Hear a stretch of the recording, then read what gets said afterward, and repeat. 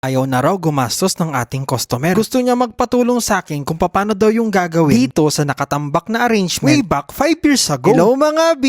Ako nga pala si Komi, ang inyong masayang florista dito sa Saudi Arabia. And for today's Bulaklak serye, i-recycle nga natin itong lalagyanan na to yung mga B. Kasi ang gusto ng ating customer hindi na daw siya masyado gumastos. Papalitan lang natin yung mga sponge mga B. At gagamit tayo mga B ng 5 sponge at isisecure natin para hindi magiwahiwalay. Para bang pagsisecure nyo na magbabarkada kayo sa outing nyo na laging drawing na lang. Ay sorry, may ads. Linalagyan pala natin ito ng plastic sa ilalim mga B. Pag linagyan natin ng mainit na hot glue, kapit yarn. At hindi mahuhulog mga B. Kasi pag hindi mo linagyan, minsan machichismis ka. Makikita mo na lang, binabalik na ito ng customer tapos gutay-gutay na. Ayaw mo naman mangyari yun, diba? So ilalagay na natin itong lalagyanan ng gold mga B. Di ko na pala tinanggal yung pinaka-headdress niya. Kasi mga B, puti din naman yung gagawin natin. Lagi lang natin isisecure ng maayos mga B at lalagyan natin ng mga patigas para hindi talaga malaglag. Dapat mas matibay ito kesa dun sa mga control project ng gobyerno, ha? Kasi mga B, hindi matibay yan at malaglag. Di ikaw din yung mga problema sa huli. Tapos mapapahiya ka. Pati na rin yung customer mo, kaya tipid pa more. Lalagyan na pala natin itong mga lalagyanan ng mga engagement ring, mga relos, para malaman ng ating customer kung may time pa yung jowa niya para sa kanya. Sorry, may ads. Siyempre, nitong lalagyanan ng hikaw-hikaw mga B. So maglalagay pala tayo ng philopsis na sinae mga B or mga artificial. Gusto kasi ng customer hindi agad mamamatay. Kasi minsan mga B, pag mga original na mga bulaklak, lalo na yung mga philopsis, mabilis kasi maglantutay dito sa Saudi Arabia. Tapos mga B,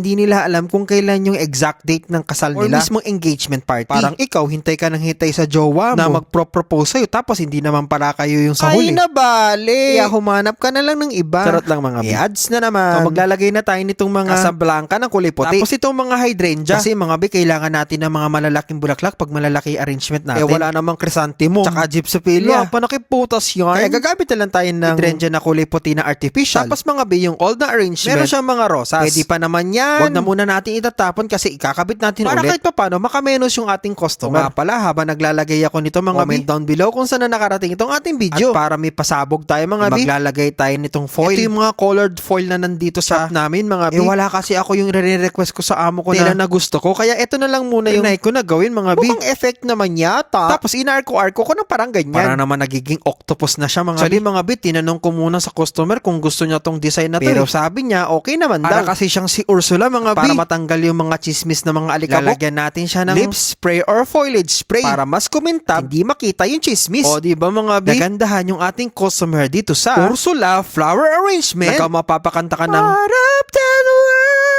kayo ba mga B, nagandaan po ba kayo? Comment down below. Siyempre, wag din pong kakalimutan na mag-share ng ating video. Because the more sharing is the more blessings sa katapusan. Please like, comment, and subscribe para sa mas marami pa mga bulaklak serye. Natin sa inyo ng one and only masayaing florista dito sa Saudi Arabia. Siyempre mga B, walang iba kundi si Komi. So paano ba yung mga B? Itakits ulit ha. Sana matagpuan nyo na yung Prince Charming nyo. Oh, sana all na lang talaga. So paano ba yan? Kita-kits ulit ha. Mama chup chup!